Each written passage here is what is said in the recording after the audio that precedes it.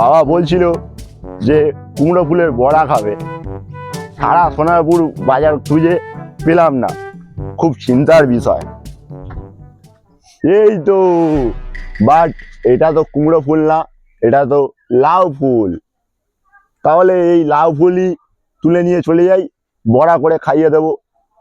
ওটা সুমন না? হ্যাঁ, এই লাউ ফুল তুলছি কেন ওর কাছে? এই কি করছিস? এই কি করছিস? কেন, কি হয়েছে? বাবা বলেছে কুমড়ো ফুলের বড়া খাবে, তো হচ্ছে সোনারপুর বাজারে আমি খুঁজে পাইনি, তার জন্য আমি তোমার কাছে লাউ ফুল তুলছি, বড়া খাবো। তুই দেখতে পাচ্ছিস না আমার লাউ গাছে সবে ছনি এসছে? তুই এখন এই ফুল তুলছিস, ছনিগুলো নষ্ট হবে তো। ওর চাইতে ওর মাথায় সেই বুদ্ধিটা আছে। হ্যাঁ, বুদ্ধি নেই তো। এই কত সুন্দর আকন্দ ফুল হয়ে আছে, এই ফুলের ভরা, কি মিষ্টি, কি ভালো খেতে। সপ্তাহে একদিন আমরা খাই, তুই খেয়েছিস কুইন? হ্যাঁ, আমিও তো খেয়েছি।